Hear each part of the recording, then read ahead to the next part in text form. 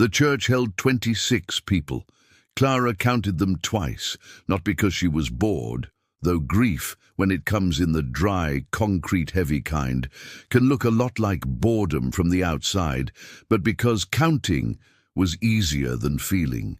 The pews in First Lutheran of Millhaven were old oak, polished smooth by decades of Sundays, and they creaked every time someone shifted. 26 creaks. 26 lives that had briefly intersected with David Holt's and were now moving on again, like water closing over a stone. Clara sat in the front pew, alone. She was the only family. The minister, a young man named Pastor Greeley, who had moved to Millhaven only 2 years ago and barely knew the deceased, read from Psalm 23, in a voice that reached for warmth and came up slightly short. Clara had written 3 sentences on a note card for the eulogy and then crossed them all out in the parking lot before the service began. She couldn't find a single true thing to say about her father that wouldn't sound like an accusation. So she said nothing. The casket was closed, the hymns were sung, and then it was over. The burial was brief. David Holt was lowered into ground that was still hard from the tail end of an Iowa winter. Early March, the kind of cold that has no ambition, just persistence. The sky hung low and grey, the colour of old concrete, and the wind moved across the cemetery in a way that seemed almost indifferent, as if it had somewhere else to be. Clara stood at the edge of the grave, in a black coat she had bought 2 days earlier at a department store in Des Moines. Too thin for the cold, bought without thought, the way you buy things when your mind is somewhere else entirely. And she did not cry. She hadn't cried in 11 years, not since the last phone call with her father, the one that had ended with her hanging up and never calling back. It was after the burial, when the small crowd was already dispersing toward the fellowship hall for the potluck that always followed a funeral in a town like this, whether anyone wanted one or not, that Tom Callahan found her. He was a big man, 63, with hands that looked like they had been carved from oak root and left to weather. He wore a dark jacket that was slightly too short in the sleeves, the way men's jackets always seemed to fit in towns where vanity was considered a mild embarrassment, and his face carried the permanent creasing of someone who had spent 4 decades outdoors without ever thinking twice about it. He had been a neighbor of Harold Holt's for 35 years. He had watched Clara grow up during summers spent on the farm. He had not seen her in 11 years. "Clara," he said, not a question. "Tom." She recognized him immediately. Some faces barely change at all. He stood beside her for a moment, looking at the grave. The groundskeeper was already filling it in, the shovel scraping rhythmically against the frozen earth, a sound that was almost musical in the still air, if you let it be. "Your grandfather would have wanted you here," Tom said. Clara didn't answer. She wasn't sure that was true. Harold Holt had died when she was 17, a stroke, sudden and final, on a Tuesday morning in October. She had been there for that funeral, a much larger one. Half the county had come. She remembered standing next to her father that day, noticing how David kept tugging at his collar, how his eyes were wet, but his face carried an expression that looked less like grief and more like relief. As if a weight had been lifted, as if the old man's expectations had finally, permanently stopped pressing down on him. "How long are you staying?" Tom asked. "A few days. I need to handle the estate." Tom nodded. He seemed to want to say something else, something about the farm, about what he had watched happening to it over the past years. But he didn't. Instead, he reached into his jacket pocket and handed Clara a plain white card with his name and a phone number printed in small black type. "If you need anything," he said. "I mean it."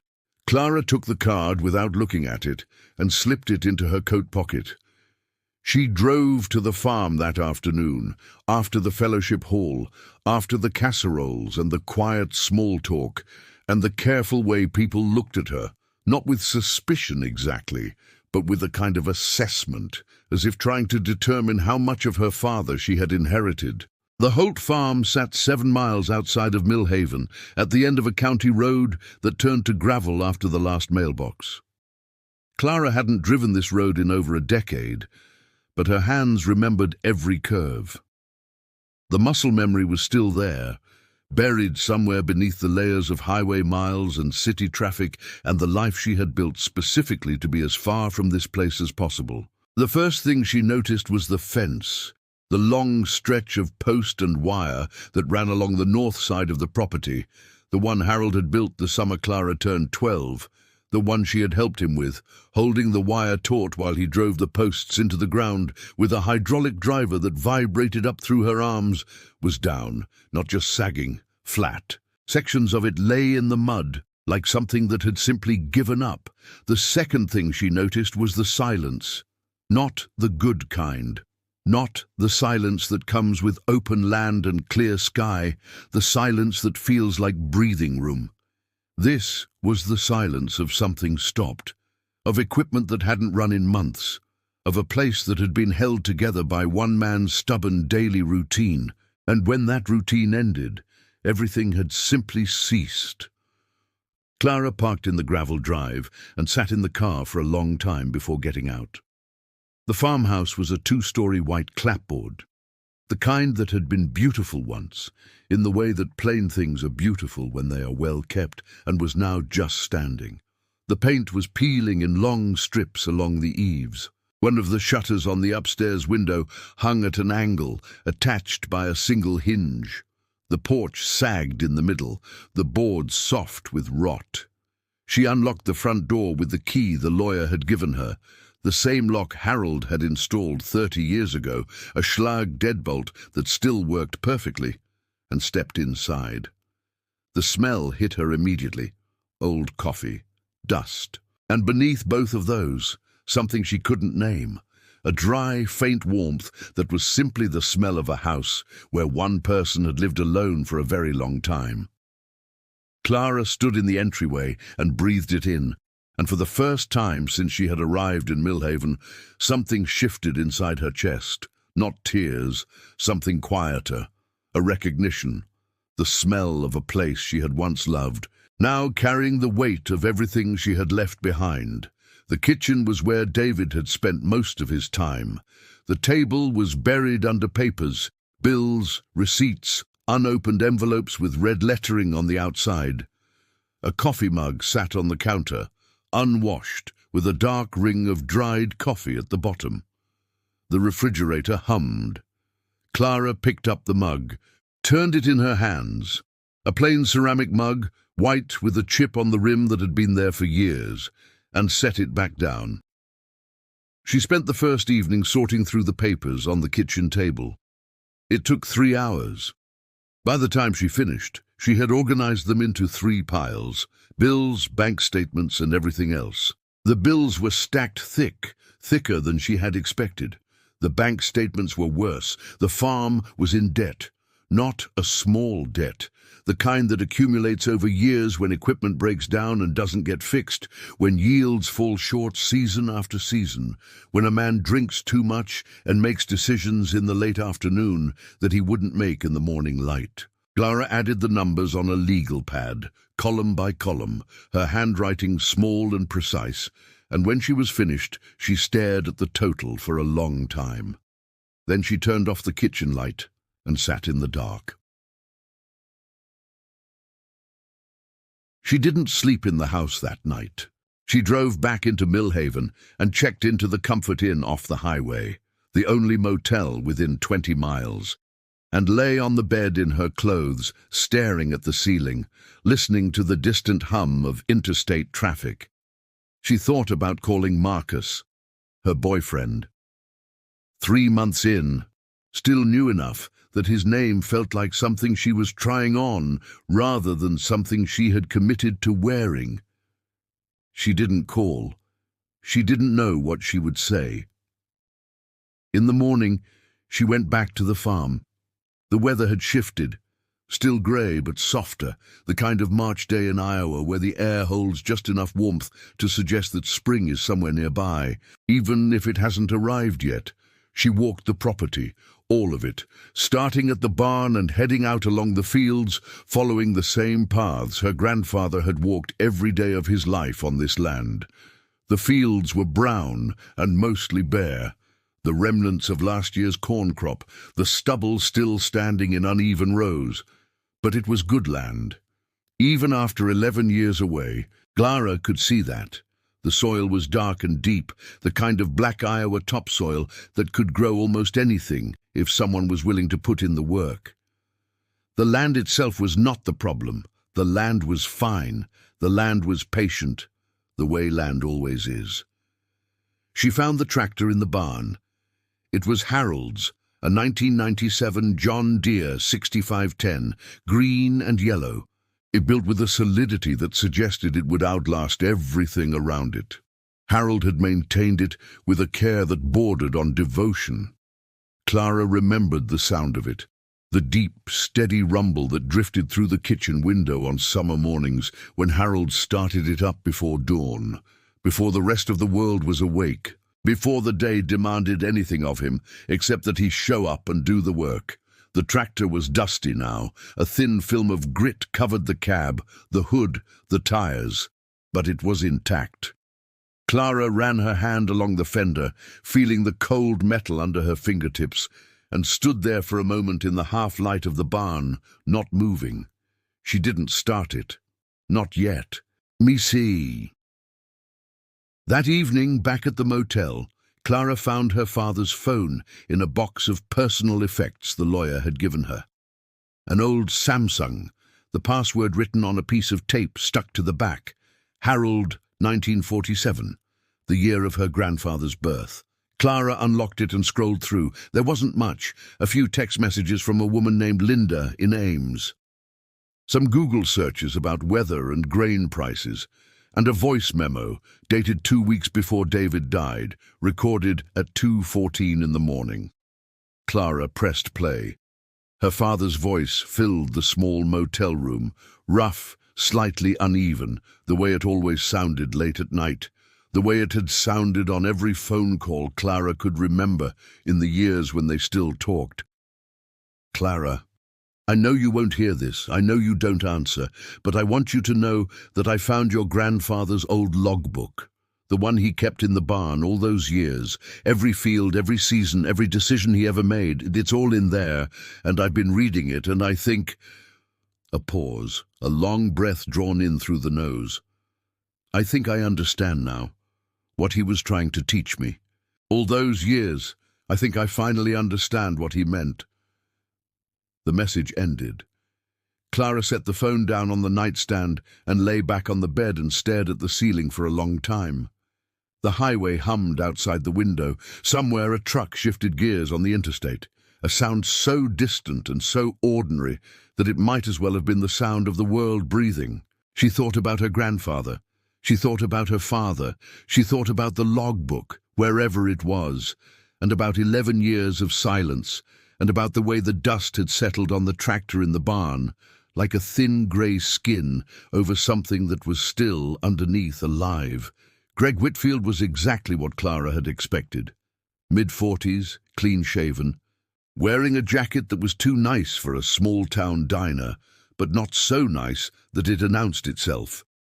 He stood when she walked in, shook her hand with a firm, practiced grip, and gestured to the booth he had already claimed, the one by the window, where the afternoon light came in warm and amber through the glass and made everything look softer than it was. "Thank you for meeting me," he said. "I know this is a difficult time." Clara sat down and ordered coffee. She didn't waste time on pleasantries. "What's your offer?" Whitfield smiled, not unkindly. He had done this before, many times. He opened a manila folder and slid a single sheet of paper across the table. On it was a number, followed by a careful breakdown. Acreage, soil quality assessment, market comparables, current debt structure, projected remediation costs. The number was fair, not generous. Clara had done enough research to know that, but fair. It accounted for everything. It cleared the bank. It left her with enough to walk away clean. No struggle, No years of rebuilding, no fighting a tide that had already turned, just a signature, a handshake, and the end of it. Sterling would take possession within 60 days, Whitfield said. We'd handle the transition entirely, equipment disposition, land preparation, all of it. You wouldn't need to be involved in any part of the process. Clara folded the paper and slid it into her jacket pocket. I'll think about it, of course. He handed her his business card, heavy stock, embossed. But I should mention, spring planting season starts in about 4 weeks. The longer the land sits idle, the more the assessed value drops. It's not a threat. It's just how agricultural real estate works. Clara nodded. She understood. The land was alive in that sense. It needed attention, or it began to diminish. She found Tom Callahan at his farm the next morning, in his equipment shed, lying on his back on a creeper beneath a combine, replacing a hydraulic line. When Clara called out, he slid out from under the machine with the practiced ease of a man who had been doing this for 40 years, black grease on his forearms, reading glasses pushed up on top of his head where he had forgotten them. Morning, he said, sitting up and reaching for a rag. Clara told him about Whitfield's offer. She didn't ask for advice, not directly. She simply laid out the facts, the way she would in a meeting back in Des Moines, and let them sit in the air between them. Tom listened without interrupting. When she finished, he wiped his hands slowly on the rag, folded it and set it on the workbench. Then he said, "Your grandfather used to say the land's worth more than what anyone will pay you for it." "My grandfather's dead, Tom." "I know he is." Tom looked at her evenly, not unkindly, but without flinching. "So is your father, and the land is still there." Clara didn't have an answer for that. She shifted the conversation, asked about his operation, how the season was shaping up. Tom talked about yields and weather and the price of soybeans, and Clara found herself listening with an attention she hadn't expected. The way the information settled into a part of her brain that was older than her career, older than her degree, older than Des Moines, a part of her brain that understood soil and seasons and the quiet calculus of turning land into a living. Jake Moreau was 22 years old and had been working for Tom Callahan for 2 full seasons. He wasn't exceptional. Not the kind of operator who could read a field the way some men could, with an almost intuitive sense of what the ground needed. But he was reliable. He showed up every morning before dawn without being reminded, did what was asked, and didn't complain. In a part of the country where good labor was increasingly hard to find, that counted for a great deal. On Thursday morning, Jake fell. It wasn't a dramatic accident. He was climbing down from the cab of Tom's Case IH after a morning shift, moving too fast, his right boot catching on the metal step. He dropped 6 feet and landed badly, his left ankle taking the full force of the fall against frozen ground. The bone broke cleanly. Tom, standing 20 yards away near the fuel tank, heard the sound, a dry, sharp crack that carried clearly in the still air, and knew immediately what had happened before he even turned to look. By the time the ambulance came, Tom had already called 3 men. None of them were available. One was in Ames with his wife at the hospital. Another had already committed to a job in Webster City. The third didn't answer his phone, and Tom knew from experience that he wouldn't. Tom stood in his equipment shed afterward, looking at the calendar on the wall. The window for spring field preparation was narrow. 10 days, maybe 12 if the weather held. The ground needed to be worked before planting, the soil broken up and leveled. The residue from last year's crop turned under. After that window closed, the ground would be too soft from snowmelt, and the whole timeline would shift by weeks. He couldn't afford to lose those days, not with the margins the way they were this season. He picked up his phone and called Clara that evening. "I have a situation," he said without preamble. "And I'm going to ask you something, and you're probably going to say no, and that's fine. But I want to ask." "Go ahead." "I need someone to run a tractor for me, starting tomorrow morning. It's field prep, Nothing complicated. I'll pay standard operator wages, which is $18 an hour out here. Cash. Weekly. A pause. Clara was quiet for a moment. Tom, I haven't been on a tractor in over a decade. I know that. Another pause. Your grandfather taught you, though. And I watched you drive his old 6510 when you were 12 years old, and you were better at it than most of the men I've hired in 40 years of farming. So I'm asking. I'll think about it, Clara said. Think fast, Tom said. I need someone by morning. She showed up at Tom's farm at 6 the next day, wearing work boots she had bought the afternoon before at the hardware store in Millhaven, stiff, brand new, not yet broken in, and a flannel shirt she had found hanging on a hook in her father's bedroom closet. It was too big for her, the sleeves rolled twice at the cuffs, hanging past her hips, but it was clean and it was warm. And it smelled the way her father had smelled, wood smoke and coffee and the faintest trace of something chemical underneath, like old motor oil worked deep into fabric over years of use. Tom was already in the shed drinking coffee from a thermos. He looked her up and down, not appraising, not judging, just reading her the way he read weather. He nodded once. The 8R is out back, he said, nodding toward the barn door. 2020 John Deere 8R 250, GPS guidance, auto steer, the whole modern setup. It's a lot bigger than what you're used to. Clara walked out and looked at it. The machine was enormous, a different scale entirely from Harold's old 6510, but the basic shape was the same. The cab, the wheel, the way the engine sat low and heavy beneath the hood. She knew this geometry the way she knew her own body. It was written into her somewhere deeper than conscious memory. Problem is, Tom continued, coming up beside her, hands wrapped around his thermos.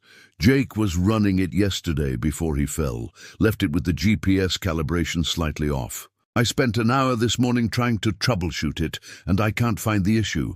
He handed her the key fob, then he paused, and a small, dry smile crossed his face, the kind of smile that belongs to a man who has spent his whole life around machines and understands exactly what the next 30 seconds are about to reveal. Tell you what, he said, start this tractor and I'll double your pay. He said it lightly, a joke. A challenge dressed up as humor, the way people in this part of Iowa communicate, sideways, through indirection, never quite saying the thing they actually mean. He meant it as a test, a way of seeing whether the woman standing in front of him, in her dead father's shirt and her brand new boots, still carried anything of the girl who had once impressed him on this very kind of ground. Clara looked at the tractor. She looked at Tom. She climbed into the cab. The interior of a modern John Deere is a different world from the cab of a 1997 model. Screens, touchpads, digital readouts everywhere, a GPS display showing the field as a grid of precise green lines. A system so sophisticated that it could, in theory, do most of the work on its own. Clara sat in the operator's seat and took it all in. Quietly, without panic, the way she approached any system she didn't yet fully understand. She studied each screen, traced each input, let the information settle into place. She was methodical, she was calm. Then she stopped looking at the screens, and she started listening to the engine. This was what Harold had taught her. Not the controls, not the technology, but the listening. Every engine has a voice, he had told her once, on a summer morning when she was 10 years old, sitting beside him on the bench seat of the old tractor while the dawn light came in gold through the cab window. You don't just drive it, you listen to it. You hear what it needs. The engine of the 8R spoke to her clearly. The hydraulics were clean. The transmission was engaged properly. The power takeoff was idling smoothly. Everything inside the machine was functioning exactly as it should. The problem was outside. Clara turned and looked through the rear window. There, mounted on the back of the receiver arm, was a small GPS sensor, a tiny green indicator light, blinking at an uneven interval. It had been jostled, probably when Jake fell, grabbing at something on his way down. a simple displacement. The kind of thing that wouldn't show up in any diagnostic menu, but that every experienced operator learns to recognize through years of touch and attention.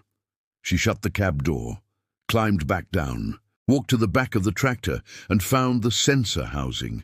She pressed her palm flat against it, firm, precise, the kind of correction that isn't in any manual, but that becomes instinct after enough seasons on the ground, and reset it with a single, confident tap.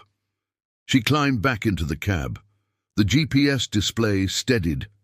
The green lines on the screen aligned perfectly, clean and parallel, stretching across the field like a set of instructions written in light. Clara turned the key. The John Deere 8R250 came to life beneath her with a sound so deep and so steady that she felt it in her chest, a vibration that settled into her bones and became, for a moment, indistinguishable from her own heartbeat. She wrapped her hands around the steering wheel, not gripping, just resting, the way Harold had taught her, fingertips more than palms, and she pulled out of the shed and into the open field. Tom was standing near the barn door with his thermos. He watched her go. By the time Clara had finished the first pass, a clean, precise line across the full width of the field, the tillage disc cutting evenly into the soil, the depth holding steady, the GPS holding her trajectory within inches of perfect. 3 of Tom's neighbors had stopped on the county road to watch. They stood by their trucks with their coffee cups and their hands in their jacket pockets, and they watched the tractor move across the brown field with a precision and a quiet confidence that was, to anyone who understood what they were seeing, remarkable. It wasn't simply the straightness of the line. It was the way Clara handled the turns, smooth, unhurried, reading the ground before the tractor reached it, adjusting her speed and depth without conscious thought, the way a pianist adjusts pressure on the keys without thinking about it. It was the way she moved through the field, the way water moves through a channel, following the natural contours of the land, finding the path of least resistance, never fighting the ground, but working with it. A man named Dale Erickson, who had farmed this county for 38 years, watched from the road for 15 minutes without moving. When Clara finished the second pass and came back around, he shook his head slowly and said to no one in particular, "God damn." Tom watched from the barn door for 20 minutes. Then he set down his thermos, picked up his work gloves, and went back inside to finish the hydraulic line on the combine. He didn't say anything. He didn't need to. The field said it all. The work suited Clara in ways she hadn't expected. She showed up at Tom's farm each morning at 6, and each morning the tractor was waiting, fueled, warmed up, ready. Tom had more work than he had let on when he first called her. Not just field prep, but fence line clearing, equipment maintenance, hauling feed from the co-op in town. Clara did it all without complaint, and Tom paid her without comment. Cash in a plain envelope at the end of each week, set on the workbench when she wasn't looking. By the third day, her body had remembered things her mind had long since forgotten. The way to sit in the cab, not rigid, but loose and responsive, letting her hips absorb the vibration of the engine so that her hands could stay steady on the wheel. The way to hold the steering, lightly with her fingertips, feeling the resistance of the ground transmitted through the hydraulic system like a conversation. The way to read the sky in the morning and know, without checking any forecast, whether the afternoon would bring rain. She didn't think about Sterling. She didn't think about the debt or Marcus, or the apartment in Des Moines, with its clean lines and good coffee maker and river view she had chosen specifically because it had nothing in common with this place. For 8 hours a day, she simply worked. The work was honest and physical and required her full attention, and that was enough. That was more than enough. In the evenings, she drove back to the Holt farm. She found the logbook on the 4th evening, in a wooden box beneath the workbench in the barn. It was exactly where David had described it in the voice memo. A thick, black-covered notebook, with a brass clasp on the front. The pages filled with Harold's handwriting, small, precise, slanted slightly to the right. Every entry dated, every entry careful. Clara sat on the overturned bucket near the workbench and read by the light of the single bare bulb overhead, and the pages became a window into a life she had only partially known. A life lived quietly, methodically, with a devotion to the land and to the work that went far deeper than mere habit.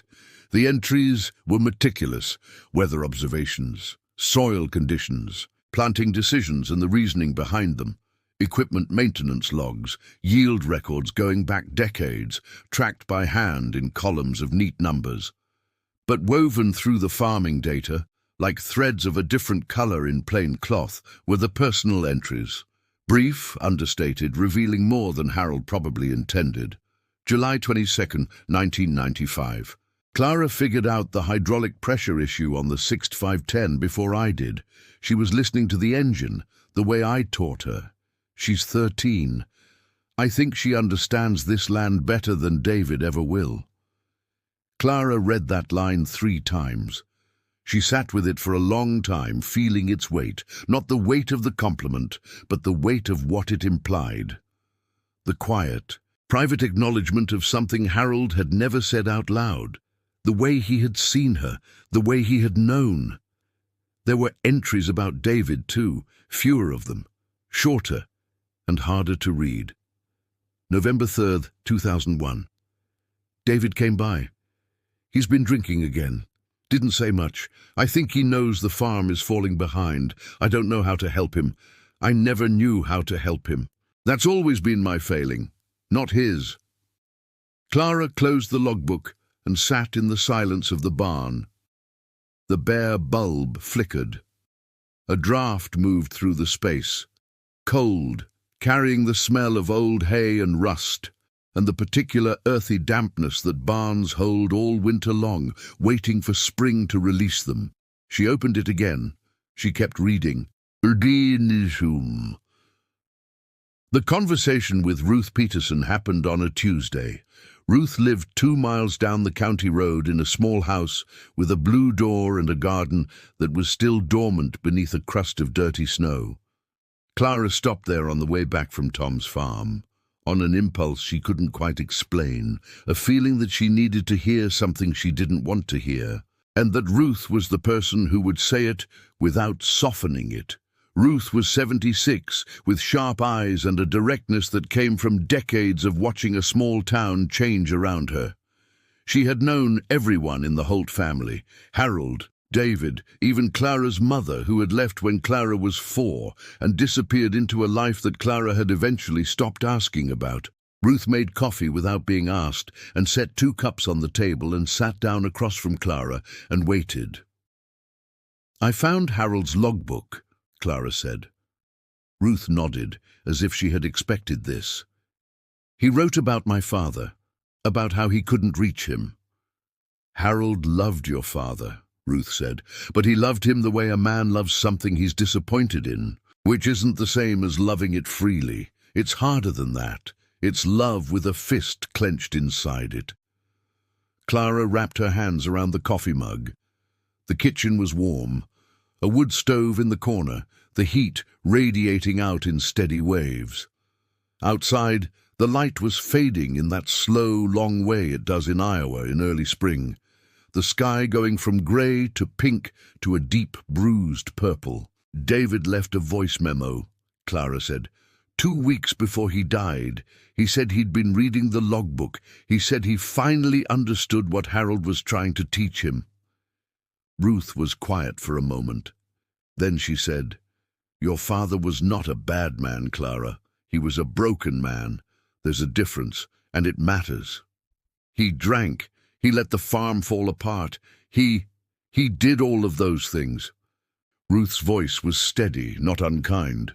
"And he also spent the last 3 years of his life trying to fix them, quietly, without telling anyone, because he was too proud and too ashamed to admit he needed help. He called me once, about a year ago, late at night, asked me if I thought it was too late to start over at 58 years old." Clara looked up. What did you tell him? I told him it was never too late. Ruth paused. I don't know if I believed it when I said it, but I said it anyway because it was what he needed to hear. And maybe believing it comes after the saying. I've seen stranger things. They sat in silence after that. The wood stove ticked and settled. The coffee cooled in their cups. Outside, the last light faded from the sky, and the first stars appeared, faint and scattered, the way they always are in Iowa, where the land is so flat that the sky becomes everything. The land company is offering to buy the farm, Clara said eventually. Ruth nodded. I figured they would. It's a fair offer, covers the debt, covers everything. It does. Clara waited, but Ruth didn't say anything else. She simply looked at Clara with those clear, frank eyes, the eyes of a woman who had watched this valley change over 7 decades, who had seen farms consolidated and families scattered, and a way of life quietly disappear, replaced by something larger and more efficient and emptier. But, Clara said. But nothing, Ruth said. It is a fair offer. And the truth is, Clara, that the economics of a farm this size don't work the way they used to, not for a long time.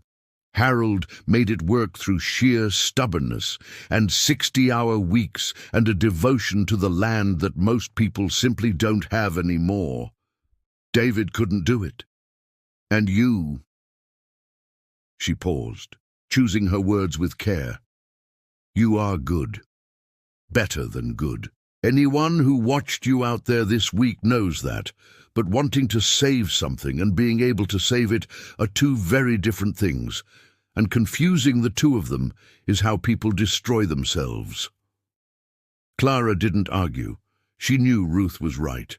She had been running the numbers in her head for days, not just the debt, but the ongoing costs. Equipment maintenance, seed, fuel, insurance. The shrinking margins on every bushel of corn or soybeans in a market that increasingly favored scale over skill. The math didn't work. It hadn't worked for years. Harold had made it work through will alone, and will, in the end, was not a number on a balance sheet. That night, Clara sat in her father's kitchen and called Greg Whitfield. I'd like to move forward, she said. Her voice was steady, professional, the voice she used in conference rooms back in Des Moines, calm, decisive, giving nothing away. Whitfield was pleasant and efficient. He would send the paperwork by Friday. She could review it over the weekend. If everything looked good, they could close within 30 days. Clara thanked him and hung up. She sat at the kitchen table for a long time after that, in the dark, listening to the house settle around her. The refrigerator hummed. The wind pressed against the windows with a low, constant pressure. Somewhere outside, beyond the yard and the barn and the dark shapes of the fields, an owl called, a long, hollow sound that carried across the flat land and faded into nothing, the way sounds do in places where there is nothing to stop them. She thought about Harold, about the logbook and the way he had seen her quietly all those years ago. She thought about David, about the voice memo and Ruth's words, and the image of a broken man sitting alone in this kitchen at 2 a.m, reading his father's handwriting and trying, finally, to understand. She thought about the tractor in the barn, dusty and waiting. She thought about the fence that had fallen down. Then she picked up Tom Callahan's card from the counter where she had left it that first day and held it in her hand.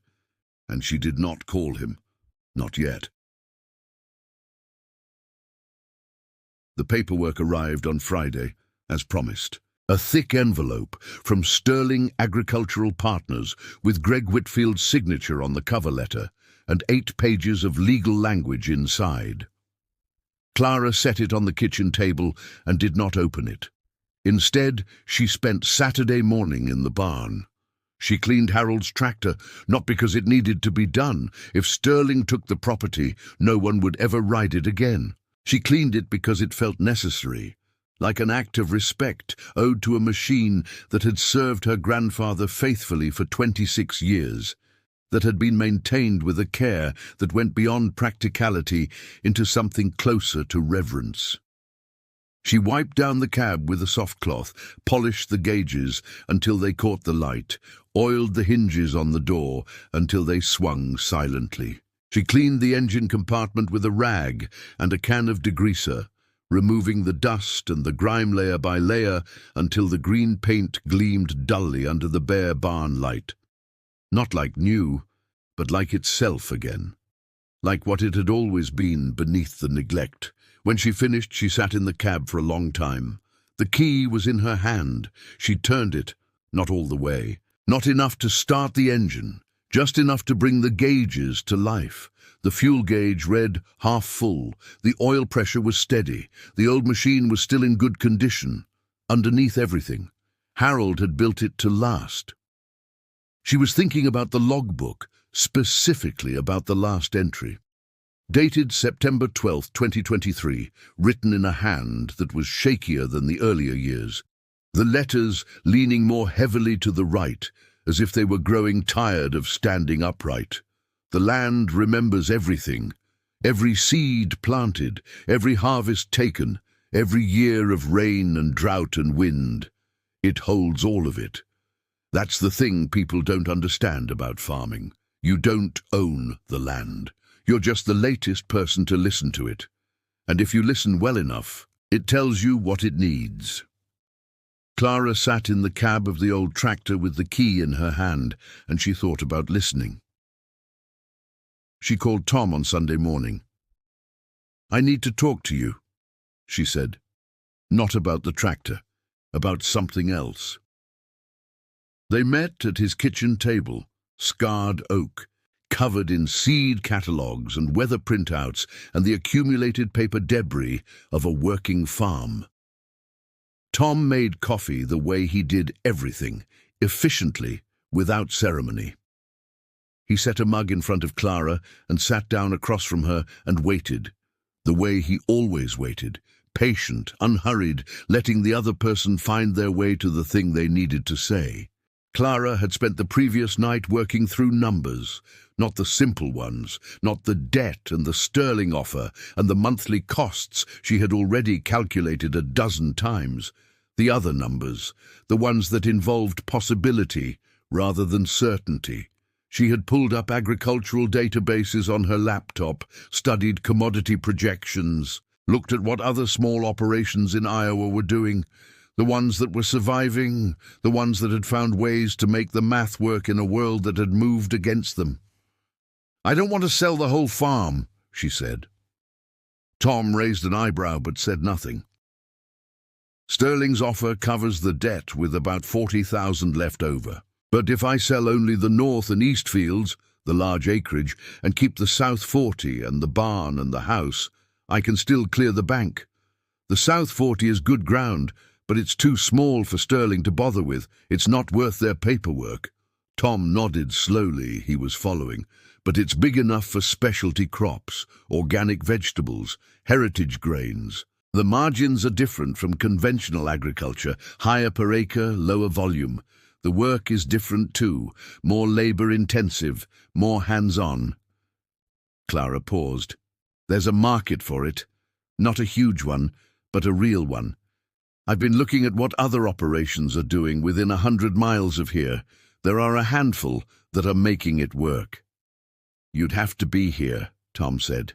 "Not full-time, not at first, but enough to make it viable, and I'd need help, someone local who knows the land and the seasons and how things work out here." Clara looked at him across the table. Tom looked back. "I'm 63 years old," he said. "I know. And I've got my own operation to run, full-time. I know that too." A silence settled between them, not an uncomfortable one. The kind of silence that happens between two people who understand each other well enough that words aren't always necessary. Outside, the March wind moved across Tom's fields, and the morning light came in through the kitchen window in a long, pale bar that crossed the table between them. "I know a kid," Tom said after a while. Young man, 24, 25. Name's Danny Olson. Grew up about 3 towns over, good with his hands, works hard, doesn't complain. He's been looking for something local, couldn't find work that kept him in the area, so he's been doing seasonal stuff wherever he can find it. Tom took a sip of his coffee. I could talk to him, if you want, see if he's interested. I want, Clara said. Tom nodded, then he smiled. That same small, dry smile he had given her in the equipment shed before she had climbed into the cab of the 8R. The smile of a man who had spent his whole life reading people the way he read land, and who had seen from the beginning what Clara was only now beginning to see in herself. You know this is going to be hard, he said. Harder than anything you've done in Des Moines, and it might not work. I know. Tom lifted his coffee mug toward her. Not quite a toast, just an acknowledgement. A quiet gesture between two people who understood that some things don't need to be said out loud to be real. Clara lifted hers in return. She called Greg Whitfield on Monday afternoon and told him she wanted to modify the terms. Sell the north and east fields. Keep the south 40, the barn and the house. Whitfield was quiet for a moment, recalculating perhaps, or simply surprised. Then he said he would talk to his people and get back to her by the end of the week. The modified deal closed 3 weeks later. Sterling got what they wanted, the large, flat, productive acreage that was ideal for the kind of conventional farming they specialized in. Clara got what she needed, a piece of ground small enough to hold, and a chance to do something with it that mattered. She signed the paperwork in Whitfield's temporary office in Millhaven, in a conference room that smelled like new carpet and recycled air. When it was done, she walked outside and stood in the parking lot for a long time, feeling the wind on her face and the weight of what she had just done. Not the heavy weight of loss, but the different weight of a decision made. A door closed. Another one, narrower and less certain, opened. She didn't move back to Millhaven, not permanently, not yet. She went back to Des Moines, back to her apartment, back to her job at the agricultural company, where she spent her days analyzing data and trends from a comfortable desk with a view of the river. She told Marcus about the farm, about what she had decided, and why. He listened carefully, the way he always did, and he said he was proud of her, and he meant it. But Clara could see, in the quiet way he held his coffee cup, the small and honest calculation that people make when they realize someone they love is being pulled towards something they cannot follow. She didn't ask him to follow. That conversation would come later, if it came at all. But she drove back to Millhaven every other weekend. She drove the South 40 herself at first, a rented tractor smaller and older than Tom's 8R, but capable enough for the work she needed to do. She was learning a different kind of farming than the one Harold had practiced, not the sweeping scale of conventional agriculture, but something smaller and more intimate, the kind of farming that required you to know every foot of ground, to understand the soil not as a medium to be exploited, but as a living system with its own rhythms and needs and patience. Tom checked in on her. Not often. He was not a man who hovered, but enough. He drove by once a week, stopped for 10 minutes, offered advice when she asked, and kept quiet when she didn't. Danny Olson started working part-time in April. A quiet, competent young man who showed up each morning without being told and learned the ground alongside Clara, with a seriousness that reminded her in small ways of herself at that age. On a Saturday in late May, Clara drove out to the farm alone. The South 40 was transformed, not completely. It would take years before it reached its full potential. And there would be setbacks along the way, seasons when the weather turned, or the market shifted, or something went wrong in ways no amount of planning could prevent. But the fields were planted, the seedlings were up, Small green shoots pushing through the dark soil in neat rows, fragile and determined. The fence along the north border had been repaired. Clara hadn't done it herself. She had come out one afternoon to find it fixed, the posts straight and the wire taut, the work clean and careful. Danny had done it, quietly, without being asked or thanked. The barn had been swept clean. Harold's old tractor sat in its place against the wall, polished and maintained, not running but not forgotten. Clara walked the property that evening, the way she had walked it on her first morning back, following the same paths, the same contours of ground that her grandfather had followed every day of his life. The light was different now. May light, golden and warm, filtering through the young leaves of the cottonwood trees along the creek bed. The air carried the smell of turned earth and green things growing, and the faint sweetness of rain that had fallen that morning and was still drying in the soil. She stopped at the edge of the south field and stood there, looking out across it. Behind her, the barn. Behind that, the house where Harold's logbook sat on the kitchen table, open to the last page, the page she had read a dozen times now and would probably read a dozen more. The evening was quiet, not the dead quiet of winter when the land holds its breath.